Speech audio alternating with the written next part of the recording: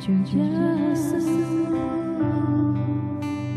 tiada kasih yang ngakaimu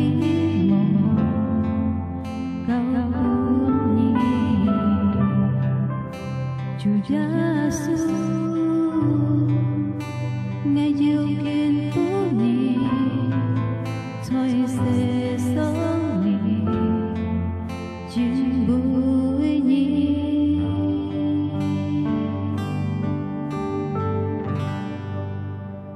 Chúa Giêsu ngày xưa xin nhỉ Chúa Giêsu ngày lo quỳ nhỉ ngày sáng có chân vui liều nhỉ dịch cha con cao buồn nhỉ Chúa Giêsu ngày xưa xin nhỉ Chúa Giêsu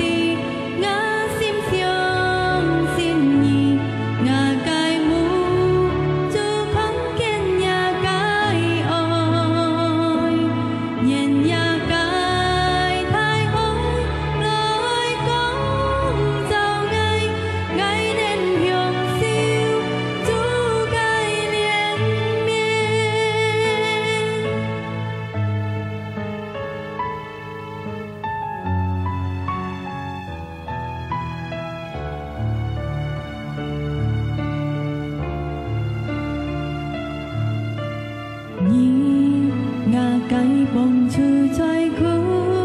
难时，真实的将心改变柔，证明也算是无你可以讲爱，当爱拥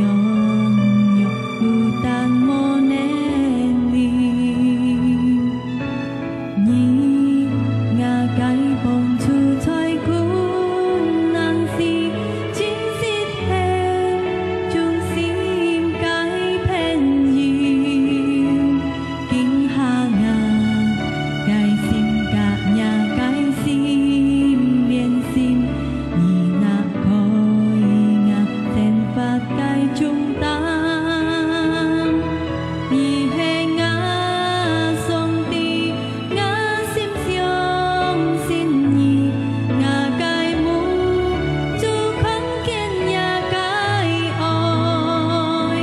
愿也该太爱来讲就爱，爱能享受主该怜悯，你是我上帝，我心上心意，我该无助空间也该爱，愿也该太爱来讲就爱，爱能享受主该怜悯。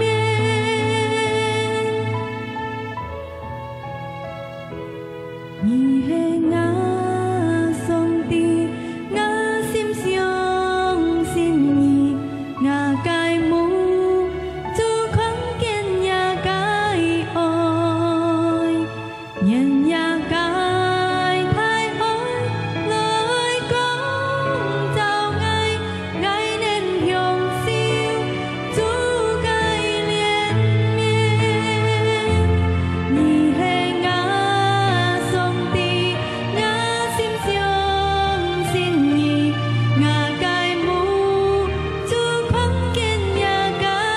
爱，愿也该太爱来讲就爱，爱能享受主该怜悯，爱能享受主该怜悯，爱能享受主该怜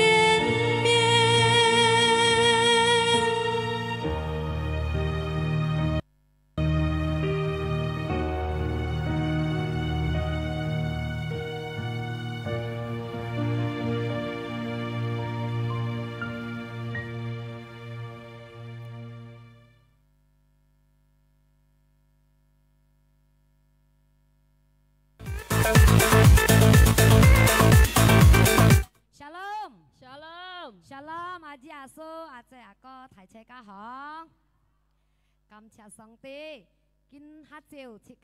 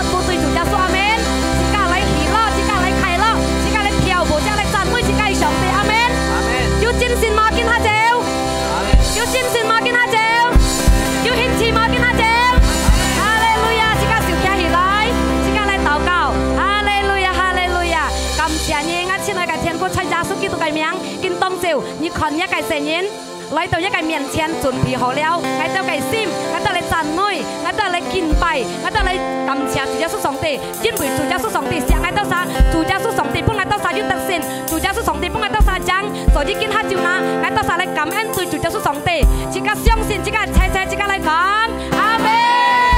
好，小家今日本主耶穌上帝，哈利路亞，家嚟讚美主耶穌上帝，阿門。太太謝謝，羅羅暖暖，我嚟讚美上帝，阿門。呢個每節責任，計切體去陪下去，一個求你哋係宣言，耶穌都係上帝，耶穌都係叫做阿門，哈利路亞！自家嚟讚美，自家係上帝，家切切嚟破少。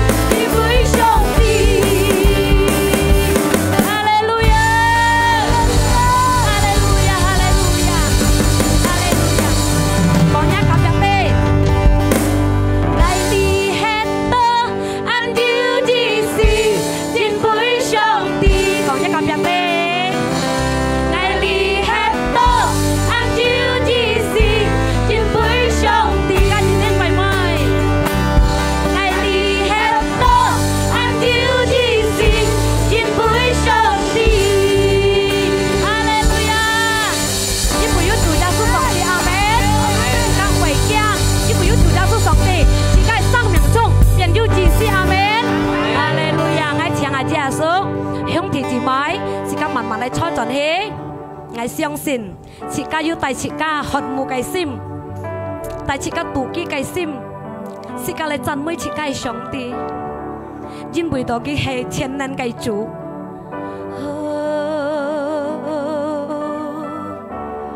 哈利路亞，耶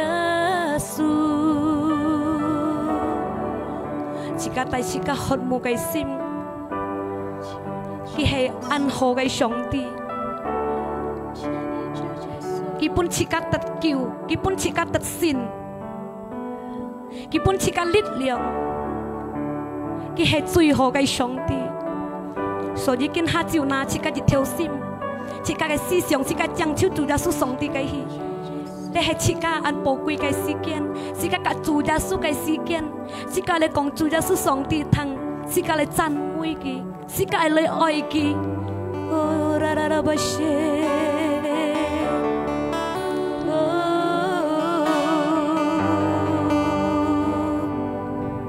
哈利路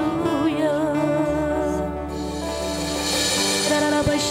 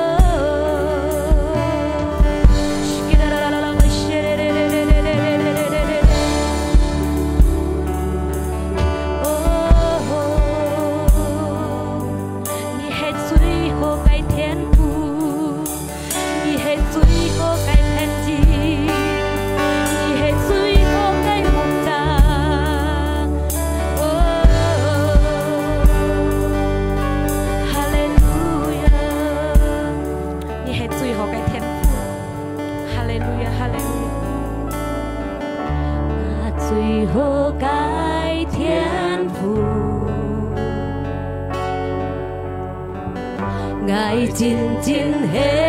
愛你，你係我嘅最珍寶貴，在我嘅生命裏，我最好嘅天父。愛真真是要你，你係我嘅最珍寶貴，在我嘅生命裏，真真真真嘅愛就在我心裏。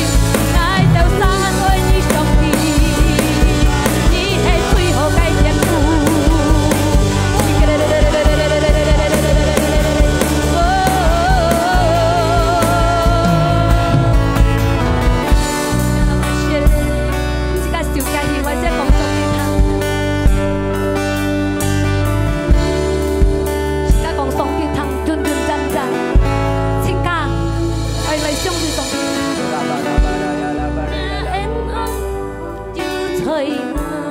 cài xin mùi thiên nhiên chiều lời cả ngày cũng thay chuồn chuồn chán chán ngài ơi hy vọng nhì ngà sông đi dù cha su nhì hệ chuối bơ vui chuồn chuồn chán chán nhá em ơi chiều thời ngà sim ly mùi thiên nhiên chiều lời cả ngày cũng thay chuồn chuồn chán chán ngài ơi hy vọng nhì ngà sông đi dù cha su nhì hệ chuối bơ vui anh là cha số khi nói các chị ta mới sống thì các con sống đi các lại trên tay kia mùi thiên nhiên chiều lời cả ngày cũng thay chuồn chuồn chán chán ngài ơi hy vọng nhì ngà sông đi dù cha su nhì hệ chuối bơ vui nhì hệ chuối bơ vui dù cha su ura bara bara ya la hallelujah hallelujah hallelujah khắp cha nhi tu Giêsu ngài theo anh si giao nhi hallelujah yun yun yan yan ngài theo ơi nhi khắp cha nhi Giêsu song ti hinamaraya labu hinamaraya labu hallelujah hinamaraya labaraya labaraya labaraya labu phó quy cây song ti su Giêsu anh phó quy hallelujah ngài theo anh si giàu nhi ngài theo anh si giàu nhi Giêsu song ti hallelujah hinamaraya labaraya labu hinamaraya labaraya labu hinamaraya labaraya labu shanaya la la ya la la la la la la khắp thiên nhi Giêsu song ti hallelujah hallelujah hinamaraya labu hallelujah khắp thiên song ti khắp thiên su Giêsu thiên thành cây song ti hallelujah họ chịu bên thì ca cái chủ Giêsu khi thiên đến cái chủ kinh sĩ liên khai gọi兄弟姊妹思想要緊緊通齊思想要照顧自家要做福自家要分兒要齊啦要強嘅力量要先嘅戰線因為前年要教乜都同兄弟姊妹前年要分自家領嚟力學曉bên kia thế ca còn hallelujah cái thiên ơi thiên父嘅相信一個恩典一個愛唔是離開個愛到神一個指引是愛到大家都渴慕嘅心大家都要渡海嘅心嘅相信上帝要搬愛到3萬兆所以呢家節當嘅同一嘅反應以購物嘅隆重一個指引透過一個法愛到得到強嘅力量透過一個法能帶愛到去得勝嘅路cầu mặt phụ nhân chọn nhà cái phá,所以耶穌基督嘅名，愛到感恩，愛到禱告，請家齊齊講，阿門，哈利路亞，哈利路亞，哈利路亞，哈利路亞 ，yes， 耶穌相愛，耶穌相愛，阿門，呀，講一個別的，上帝下時間，那享受享受。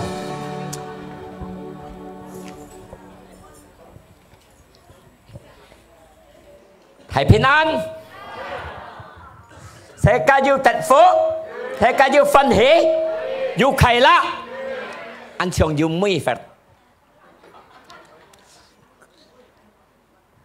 呀，世界落了幾萬日嘅嚇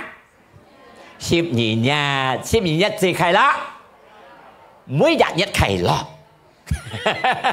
但係12日要撇撇嘅，阿們。因為咩呢？因為從1日到11日主耶穌上帝聖靈要獻大世界，掉出妹，阿們。從我嘅假日禮拜，是個樂新人，所以是個得勝，阿們。雖然日日都說日日按到問題、按到痛苦，各樣是個對付嘅，但係是個要見半日，是個要超定義得勝嘅人，阿們。嚟十分是個得勝。耶穌基督本是個得勝，所以是個比得勝嘅人，要個得勝，拍手本主耶穌。嗱，呢個福音今日就係講到，是個比得勝嘅人，要個得勝。猜猜看，講愛比得勝，要個得勝。每日夾日真真嗎？人嘅全錯呐。隔籬愛比得勝嘅人，要個得勝。嗱，羅馬書8:37用出嚟。呢個羅馬書8:37咁樣講到，但係隆重熱切切家就係比得勝嘅人，要個得勝，透過主耶穌寫切家，破少本主耶穌。因為到主耶穌寫切家，切家比得勝嘅人，要個得勝，阿們。哈利路亞！得勝意思是個贏，比贏嘅人要個贏。但係呢，因為耶穌已經贏了本切家，切家唔是去做，切家唔是去吃，切家唔是去對戰，切家唔是受苦。耶穌一切受了苦，所以十字架本人打，本人當，本人殺，本人配合水，攏做切家唔是經過耶穌擔手去開手，切家嘅罪惡去開手。所以是個冇到計嘅前途，是個耶穌贏了，是個比贏嘅人要個贏，因為耶穌寫切家，阿們。所以是個比得勝嘅人要個得勝，阿們。哈利路亞！因為2000年前耶穌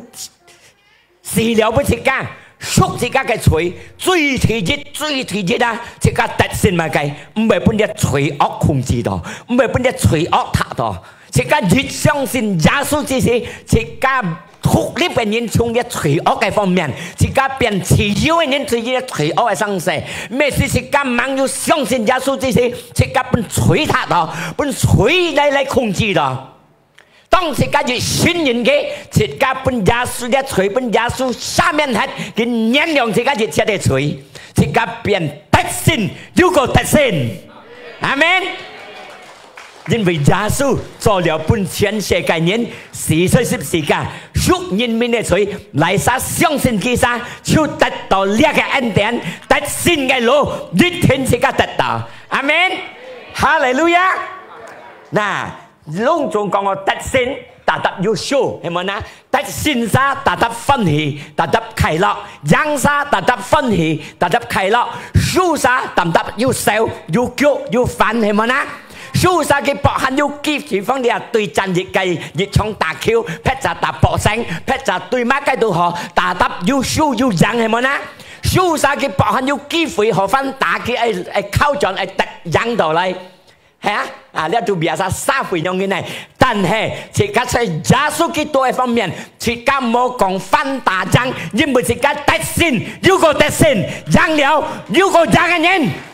冇學退步，你入會所，自家得勝嘅人冇學步。但係呢，因為耶穌基督嘅愛，安排對隆重兄弟姊妹，你自家係揸本本，但係揸本本呢，自家你入會所呢，入會所。得勝要個得勝，你愛飲滿晒自家嘅心中，飲滿晒自家嘅腦時嘅心中，你哋馬嘅生死嚟到面前，自家得勝嘅人，馬嘅痛苦嚟到自家嘅面前，馬嘅病痛嚟到自家面前，自家得勝嘅人，你愛落到自家嘅思想，愛落到自家嘅心中，但係呢，因為自家很生死事件嚟喺度，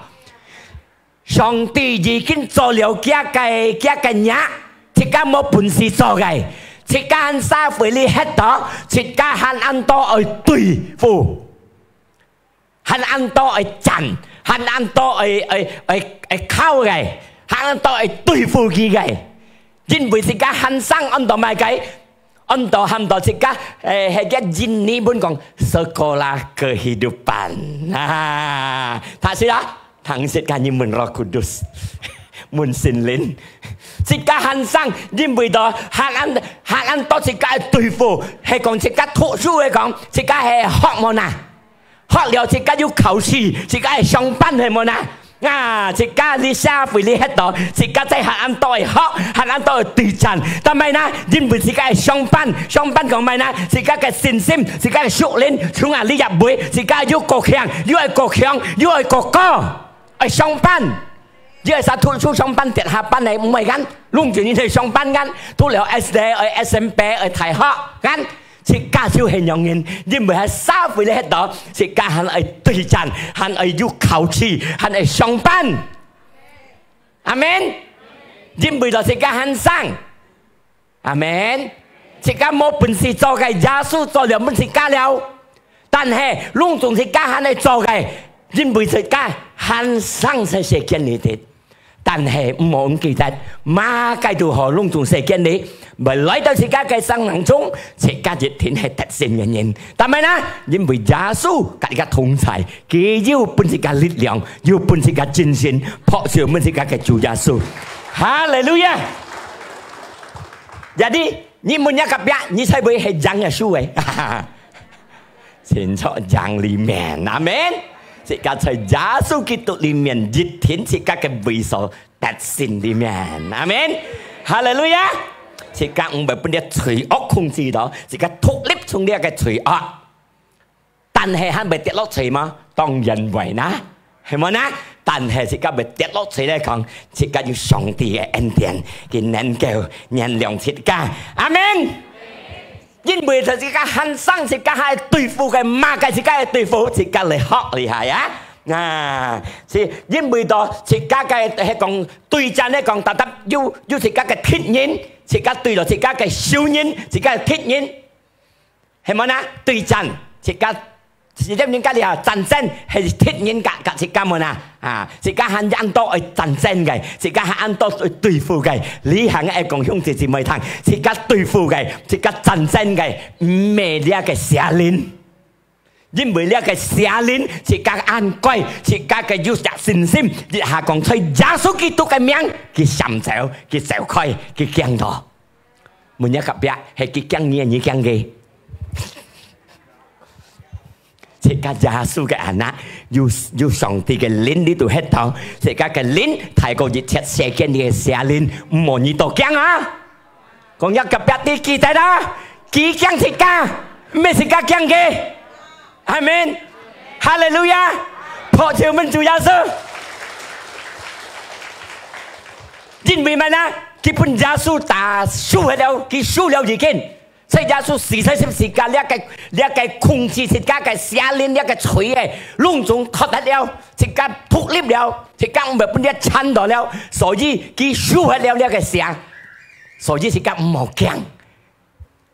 所以佢聖經講，但係佢每日有4樣樣點講人自家，看自家係弱點，佢係落自家係弱點，佢係表自家嘅信心弱，佢冇壓了是驚。將亞本耶穌對了，但係佢係用威法嚟殺自家嘅鬧事，讓自家弱，讓自家黑，但係自家係啲自家嘅背數，所以彼得先要講啊，世人嘅行為嚟，但係自家係啲自家嘅背數出邊向，自家在耶穌裏向，自家彼得先要個特先，拋出乜自家嘅主耶穌。嗱，你下你買個鐵人，因為你最大嘅鐵人，你寫已經輸喺了，還要買個最大嘅鐵人，因為就自家很生，最大自家對付嘅鐵人，講一個別啲，自家單殺。但係咪自家單殺啊？你係最大嘅鐵人，就係自家單殺。明明自家啲自家特性，比特性有個特性，但係你在自己生下心中啊，到思想曉麼？得麼？啊，梗係對陣啦！而家思想講愛特性、愛強、愛前進，你梗係唔得你講啊對付，梗係對付乜呢？係緊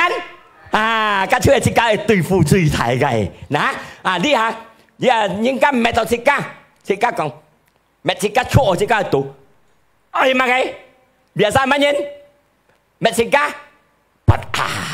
còn nhà cặp thì một phát sáng thì giết chỉ cá ở控制chỉ cá cái phát sáng也就係只cá對付嘅因為最大嘅天然就係只cá燈沙時常咪只cá發sáng thì giết只cá就係控制只cá嘅發sáng阿們兩公婆生下老公你咪講我生幾個我睇我分破發sáng咪要到你阿笑嚟生下分破多講四五句老公發sáng要啊哥說要發sáng啊要發sáng啊muốn一個別人咪發sáng嗎講一個別的當然很累因為這個很累但係這個係講對於呢個發sáng曉嗎一定曉因為要耶穌跟個同在要聖靈跟個同在要聖靈不是個控不是個力量能夠控制呢個發sáng唔係是個心想唔好但係呢係個做了上帝嘅兒女是個能夠控制呢個發sáng係咪呢阿們所以詩篇記37第8節你看詩篇記37第8節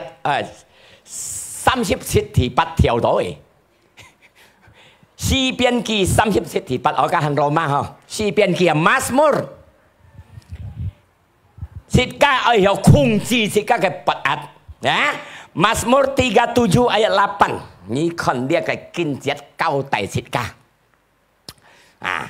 cái tiết mãn ngay thúc chút ngay lý講出嚇Mazmur詩篇記37第8節berhentilah marah nhà cái bất áp nhà cái phát sáng bằng tiếng ấy bằng hết cái nhà cái sim phát sau bây giờ hết xong bất áp gan但係咧因為家養sẽ大事家會做出暗謀做出壞事情到自己要發sáng以下不壓乜嘅杯咁出乜嘅生事咁做乜嘅問題自己咁做係咪呢係緊自己兩公婆越發sáng越不壓老公出門冇盡人熱係啊錯冇㗎錯唔冇用做講一個別嚟自家老婆越不壓越發sáng老公講兩句慢慢就做啲咩呢學背錯嗎唔好做講一個別嚟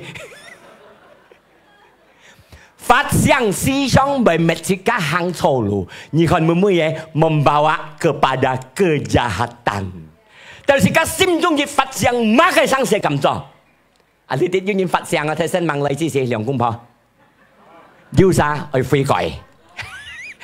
冇啊！但係要啥去悔改？但係去悔改，因為呢個聖經講啦，所以Efesus 4 26加27節，師傅所書4 26加27節咁樣講到，係講你不壓，係講你發sáng，唔好跌落水樣，係唔好掉呢個肉頭落身。nhà cái phát sáng ở sen quay kết kỳ một bún nhà cái xả linh yêu kỳ vị họ lấy Mexica cho phải sang xe hay còn như bật át một tiệt lót suối một tàu nhật theo lọ săn mày gì xí hay còn kinh tông chiều về bật át một tay tàu thành công cả hà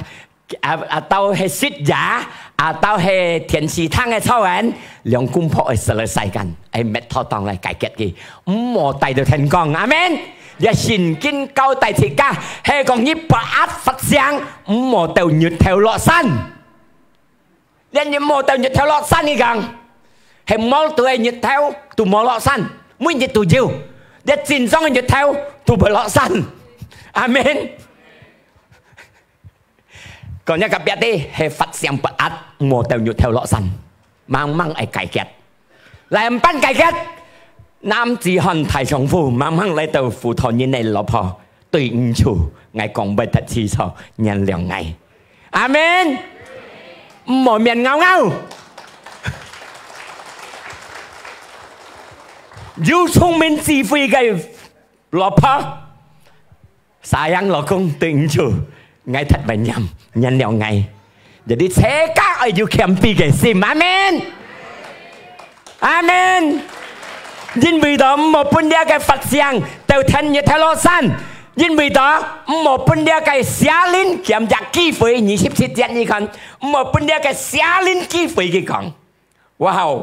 xá linh con gì các bạn như theo lo san như hàm một cái kết xá linh yêu kỹ phí họ mệt hết cả Tìm thì các tiết lọt thủy ở cái phong miền amen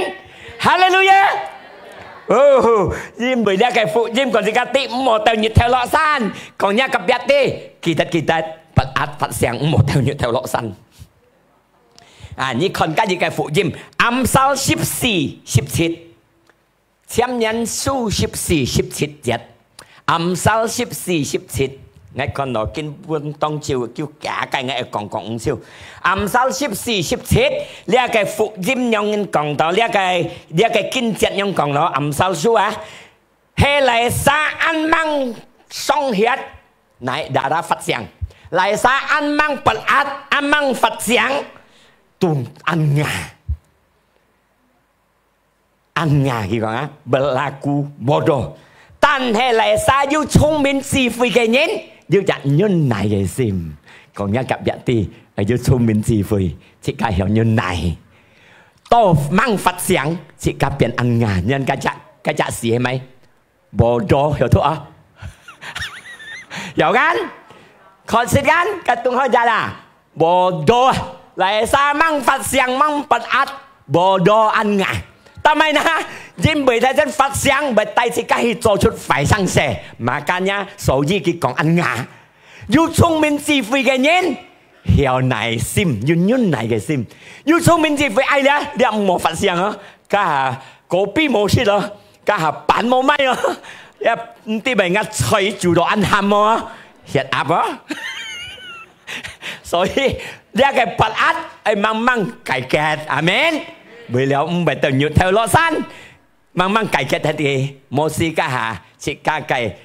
sayang老婆，佢做菜佢變鹹啲，但佢掹啲就係幾個。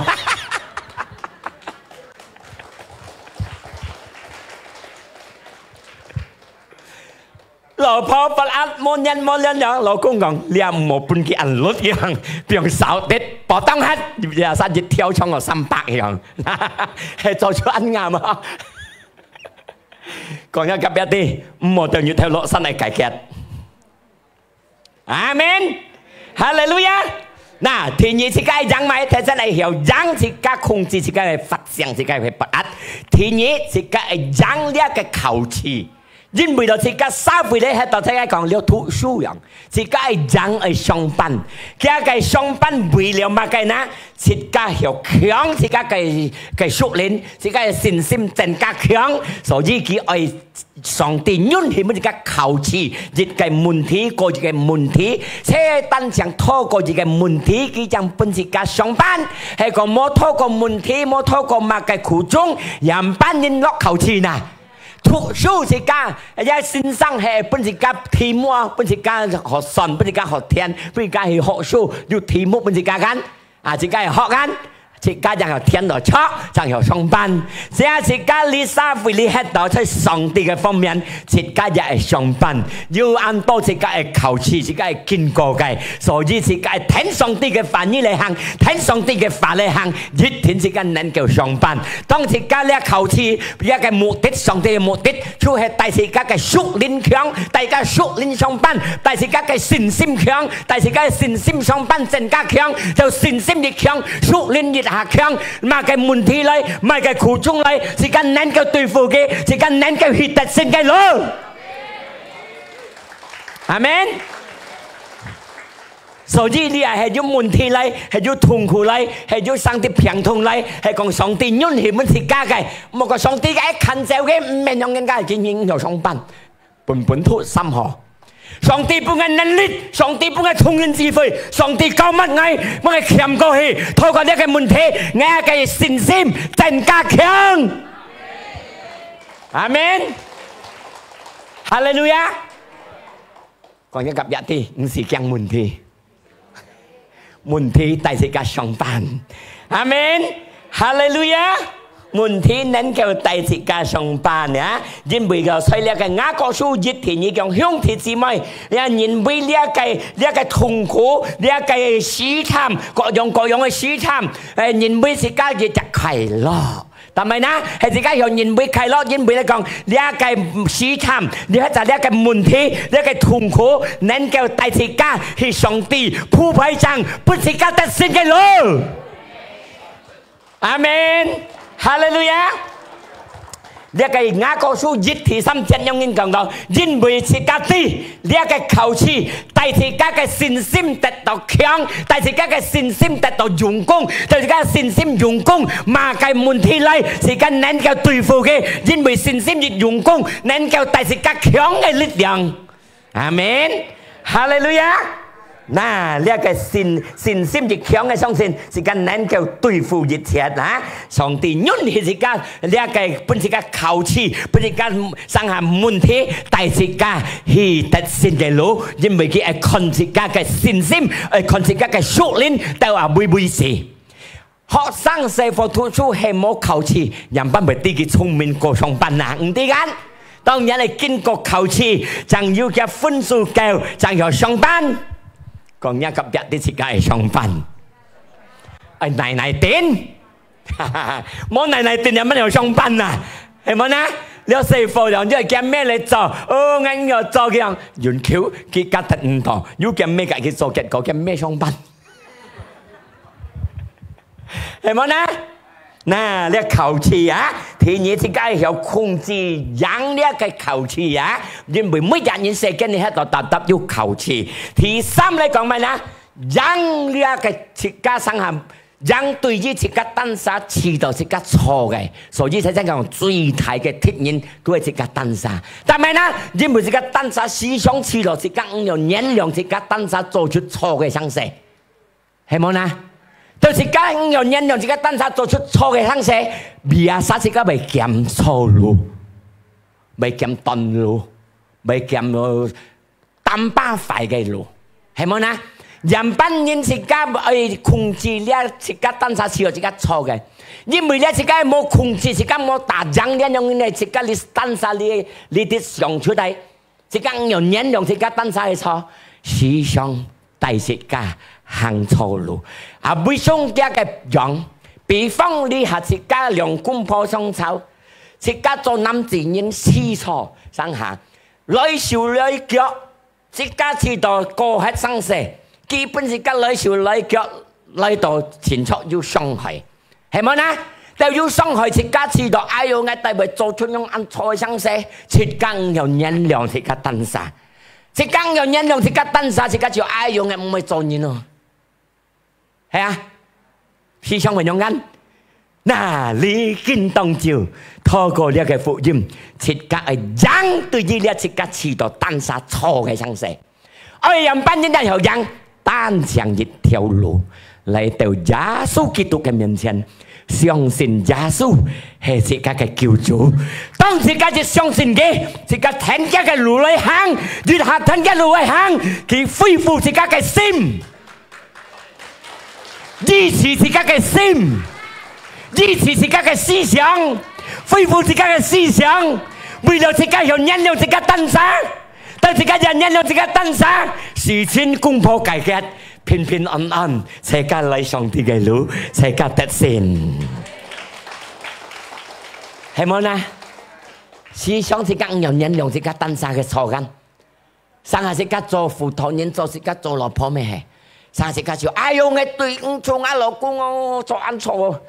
自家要唔要原諒自家當下，見當照自家係要原諒自家當下，人班人單向一條路嚟到主耶穌基督嘅面前，係幾樣能夠恢復自家嘅心，能夠支持自家嘅心，係幾插少支持自家嘅心，恢復自家嘅心，100%嚴重自家要原諒，要自家要復合，因為耶穌基督本自家心中能夠得到佢嘅平安，啊，實際嘅謙卑嚟到佢嘅面前，佢能夠做一切，冇有講冇可能對耶穌基督上帝，阿門。哈利路亞！講一及一啲，理下嘅人啲，單強來到耶穌面前，能夠恢復愛。兩公婆家庭都有問題，唔好掉一條落山。茫茫大家來到耶穌嘅面前，相信妥協，相信原諒，佢能夠恢復支持你兩公婆嘅心中，能夠符合咗你，變荷蘭樹木安寧。係咪呢？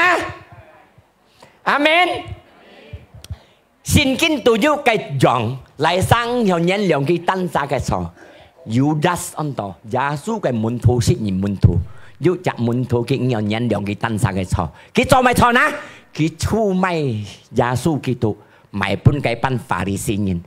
本佢作了傷害佢，得到熱嘅軟頓蒙蔽五啲多軟頓嘅聖經度做。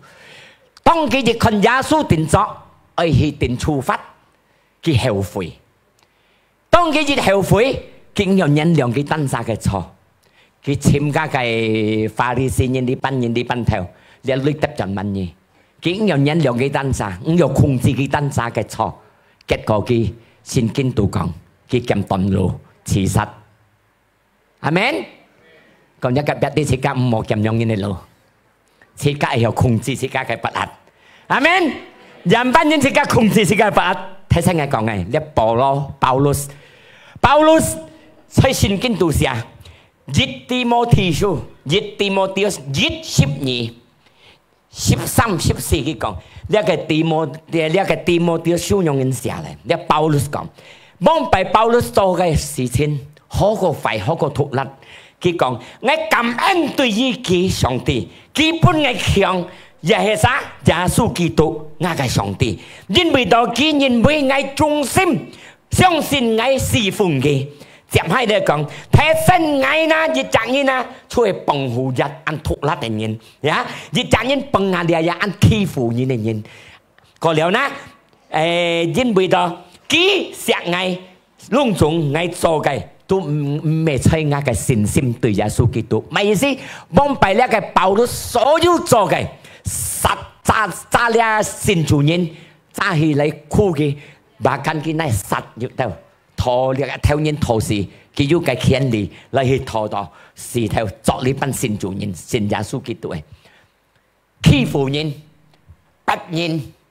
佢做出安排bahkan呢個經書講佢幫護人 ganas 突然惡到冇理由呢度保羅明白但係透過呢十字架透過上帝嘅恩典判人出本佢所以嘅信心，佢得到耶穌基督嘅恩典。細聲嘅講，自家要控制自己單殺嘅發生不壓，單強嚟到耶穌基督嘅面前。呢個保羅做出一個突然嘅事情，一個壞嘅事情，但係當佢一下遇到耶穌，佢嚟到耶穌嘅面前，佢得到耶穌基督嘅恩典。佢變要控制佢單殺，佢唔係咁頓路，佢要得到耶穌嘅恩典，實結果呢，佢做耶穌嘅僕人，呢個聖經唔知道佢寫嘅，所以聖經呢啲破少半做耶穌。自家去控制自家單殺嘅錯，自家單殺冇能力，單強謙卑嚟到耶穌基督嘅面前，承認自家嘅錯。妥協กับ上帝，妥協กับ事照永遠自家做，佢能夠恢復自家心，能夠本自家得勝，阿門，哈利路亞。嗱，自家熱天後得勝，對於啲錯嘅，自家單殺介人，自家單殺安度。從今下係講嚟晒兄弟姊妹，阿哥阿叔阿姊，係只要做要錯，點點介人自家單殺。要原諒自己單殺，來上帝嘅面前，上帝能夠恢復你嘅心，上帝能夠支持你嘅心。阿門，哈利路亞。兩個真理嘅發奮隆重兄弟姊妹，人班人自家要得勝，被得勝嘅人有個得勝。第一，自家愛熱嘅信心，自家講嘅人，佢嘅真理本安好聽，meyakini。要yakin強嘅信心，相信乜切家講嘅人，meyakini bahwa kita pasti menang 一天贏，要用嘅信心。切家看呢個羅馬書8、38-39 羅馬書38-39đó羅馬書38-39 kia係經節用人寫到 sebab aku yakin因為到我相信這呢句話啦theo呢3入時因為到我相信Dia kayak percaya kak yakin kak percaya yakin juga chân juga có khiếp nhiệt tình nhưng mà ngay yêu chân cái xin sim yêu khéo ngay相信thiết cả bởi su hết sang là sẽ mô li tít và nhưng vì ngay khéo ngay xin sim sẽ mô li tít và thiết cả sang bởi su hết gắn tùy chân gắn dia cái Paulo dia cái Paulus nhưng vì đó ngay相信希望滅亡hết ra sang hết ra thiên sĩ這個控制嘅驚嚇hết ra mang到嘅啊！我相信雖然啲世間呢啲死也好，生也好，天使也好，天使hết ra呢都有能夠威脅我嘅，在阿里下也好，mang到嘅時間也好，隆重一切，我相信嘅，在耶穌基督，在耶穌上帝基督。本記就愛，因為個耶穌嘅愛啊，接下去39嚟講，撇咗各樣嘅權柄，各樣嘅控制世界嘅，在蛋糕也好，在腳下也好，撇樣嘅寫也好，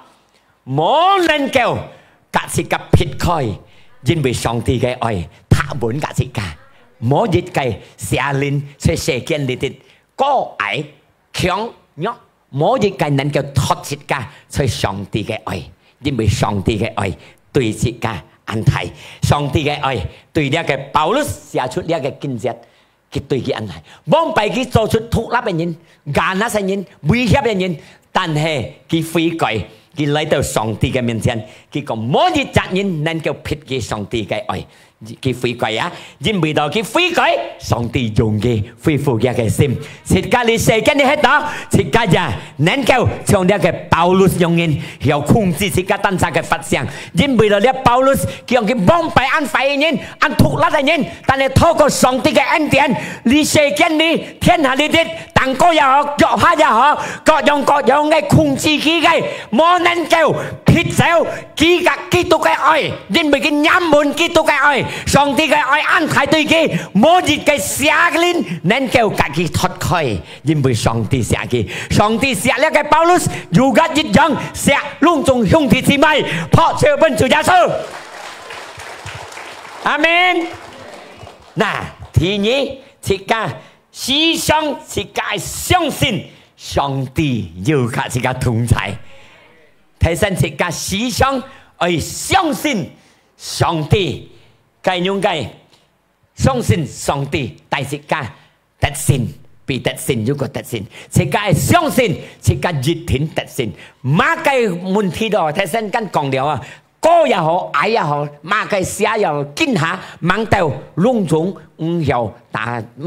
自家熱天讓嘅，因為耶穌打讓熱天，自家被讓嘅人，如果讓嘅人，被得勝嘅人，如果得勝嘅人，所以自家相信自家在得勝理想，在得勝理想對熱天係自家嘅人，阿們。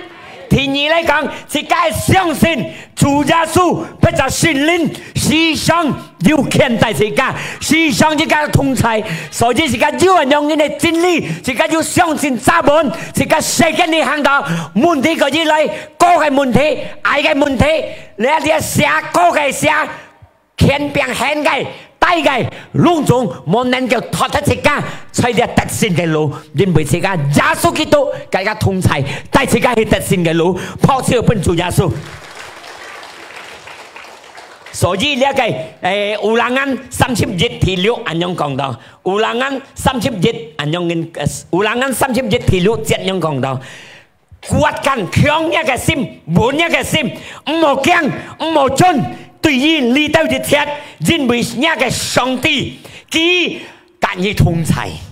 啊，跟你同在，佢冇表現你，唔係講冇才你，所以自家唔是驚，自家係相信上帝要跟佢同在，離下也好，前面也好，苦也好，歡喜也好，不實也好，熱天嘅嘅同齊，帶自己去特勝嘅路。因為呢個聖經講，佢唔是講冇才食家，唔是病嘅食家。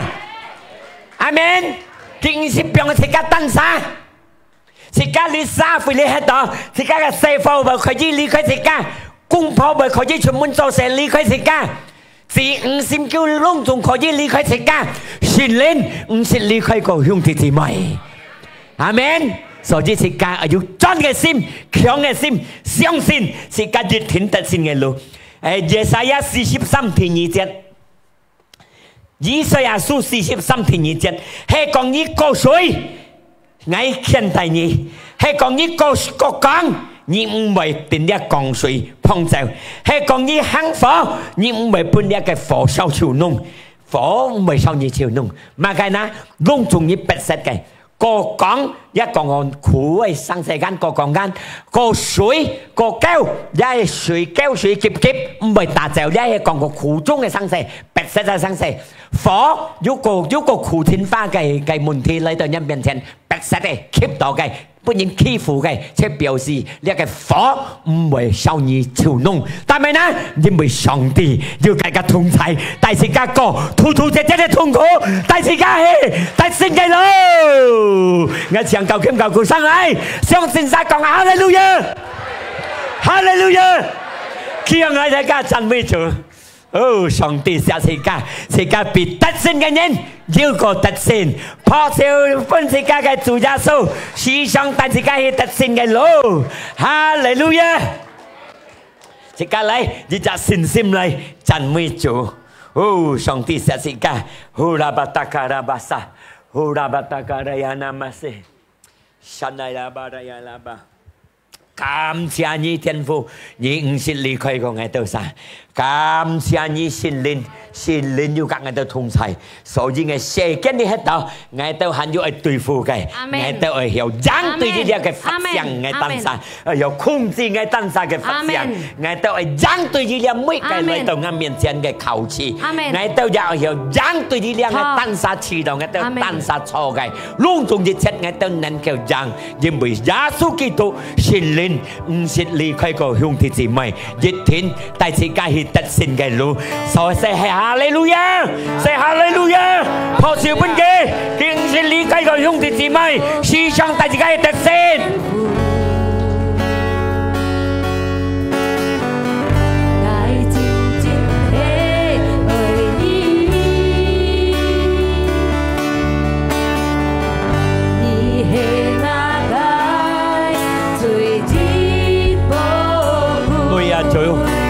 你最寶貝聽嘅都係生命樹，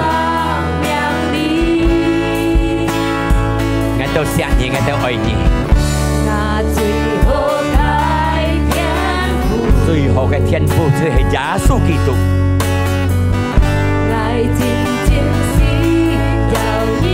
我都需要你跟我同在在三輩。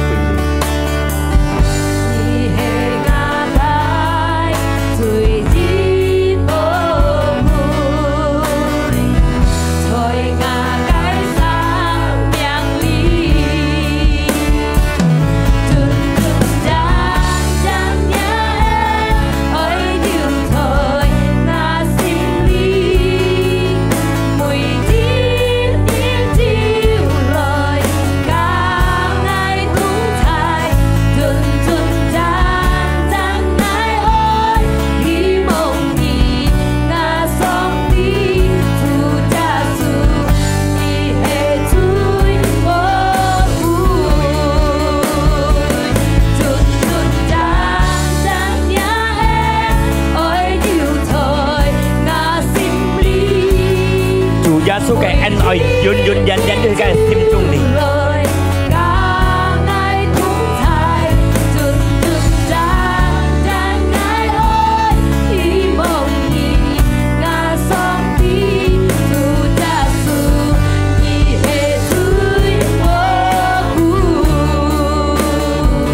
我哋，你都啥？攏同兄弟姊妹，每日時間寫緊你喺度，熱天時間。切不相切不壓，個個了自家寫嘅你喺度熱天要各樣嘅問題自家係對付嘅，嘅屬於上帝允許佢自家求賜，佢係帶自家上班，係帶自家信心強。個了自家嘅相信，每一人設置過，自家要錯，佢就對於自家不看人，對於自家嘅主人，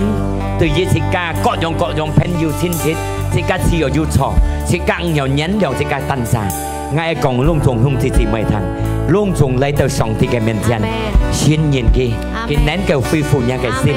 能夠支持一個心，帶自家去得勝嘅路。個了自家相信，自家熱天要得勝理想，自家未輸理想，自家係耶穌基督理想，熱天得勝理想，因為佢鋪排陣，隆重係帶自家去得勝嘅路。個了自家相信，自家真嘅信心。罵街也好，痛苦也好，歡喜也好，快樂也好，不失也好，相信，神靈就大家同在。但係呢，因為嘅弟兄姊妹愛去得勝嘅路，愛禱告，不隆重兄弟姊妹，一個真潮嘅行嚟，主你看隆重真潮嘅行，你嘅同在，你看大嘅得勝嘅路，問題不要，痛苦不要。實不要，但係我相信，隆重嚟到佢嘅面前，上帝能夠恢復佢嘅心，能夠帶佢得勝嘅路，喺耶穌基督嘅名，要平通嘅，你支持嘅，透過你嘅變生，隆重身體得到健康，學習本世界嘅主耶穌，喺耶穌基督嘅名，嚟到感恩，嚟到禱告，哈利路亞，學習本主耶穌。享受盡氣，嗱，隆重兄弟姊妹要得到上帝嘅恩典福氣跟當照，破少本世界嘅做，嗱，我相信睇神世界落，世界要得到呢一個身體，世界嚟世界係本最好嘅上帝，世界嚟奉獻啊！因為世界啲上帝寫世界冇乜嘅好回答本上帝，世界帶世界嘅心，切嘅心嚟到上帝嘅面前。嗱，隆重兄弟姊妹入了啦，家世界出啲事，表門背嘅上嘅要空嘅出落去。嗱，你啊世界企上嚟，世界企向呢一個身體嚟。親愛嘅天父，感謝你呢個恩典，呢個寫對我到啥？我都係獻出，我都寫上帝，我都帶我都奉獻嚟到上帝嘅面前。呢個奉獻可以本上帝用做你嘅工作，做聖教用你嘅工作。呢個奉獻在耶穌基督嘅名，我都係親強。即刻齊嚟講，阿門。嗱，即刻送上下行嚟，即刻嘅智慧也係到你為止。即刻相信，即刻得到上帝嘅恩典，即刻加熱到轉，上帝唔是離開過你，神靈要牽帶即刻路途，轉到步卡平平安安，即刻嚟接天父嘅平安快樂，充滿到即刻心中。神受主耶穌嘅愛嘅獻出，即刻嘅死復活，為了即刻得勝。神靈唔是離開過兄弟姊妹，時常帶即刻係得勝嘅路，即刻得到上帝嘅福氣，即刻齊嚟講，阿門。初陣起博少本即刻嘅主耶穌，我愛。